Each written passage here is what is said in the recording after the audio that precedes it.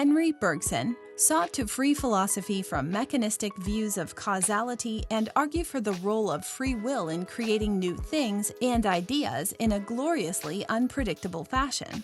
In contrast to Immanuel Kant, for whom free will was a concept wholly apart from the world of time and space, a matter of spiritual faith, Bergson endeavored to redefine time, space, and causality as duration, la durée, the inner experience or perception of time, which may speed up or slow down and is, in essence, immeasurable.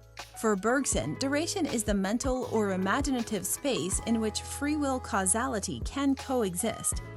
This inner realm is at once apart from time and space and yet very much encompassed within it.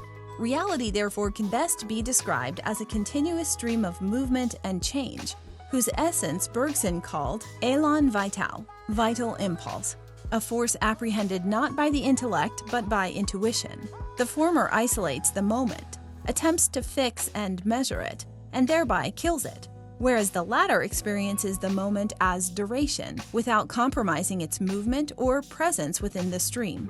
Henri Bergson was born in Paris on October 18, 1859, and was trained as a mathematician, but went on to the École Normale Supérieure, from which he graduated in 1881 and became a professor, working simultaneously in the fields of psychology and philosophy.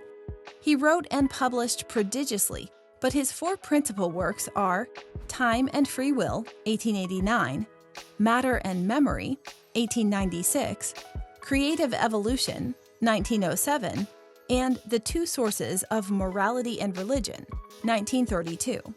Time and Free Will develop the concept of duration, in which free will and causality are recorded as what Bergson called the immediate data of consciousness. Matter and Memory explored the mind-body problem, which has proved durable in both philosophy and psychology. The book was a direct response to Theodule Ribet's Maladies of Memory, 1881. Are you a philosophy student or just have a general interest in philosophy? Since ancient times, brilliant philosophical teachings and dialogues taught by great luminous minds have deeply elevated the way we think and live. The Complete Philosophy Primer is a comprehensive, organized, easy-to-read, and all-encompassing guide specifically written for students in their first college-level philosophy course, as well as anyone with an interest in philosophy. With this jam-packed philosophical guide, you will optimize your knowledge in philosophy, logic, ethics, its history, and branches.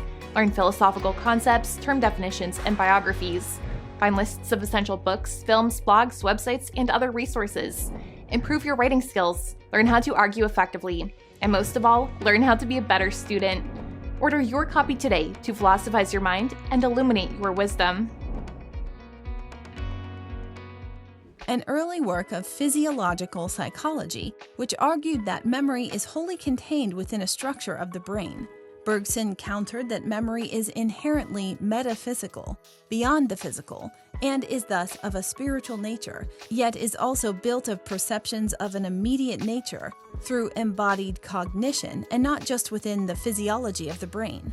Creative Evolution proposed replacing Charles Darwin's mechanistic vision of evolution with the idea of an evolution driven by Élan vital, the vital impulse that is linked to creativity in the narrower human sense. Published in 1907, the book revisited the duration concept and memory, evoking a picture of an inner reality that served to inspire the likes of Marcel Proust, who, in the multi-volume Et la recherche du temps perdu, Remembrance of Things Past, endeavored to reconstruct decades of memory without destroying its immediacy, and other modernist authors and artists.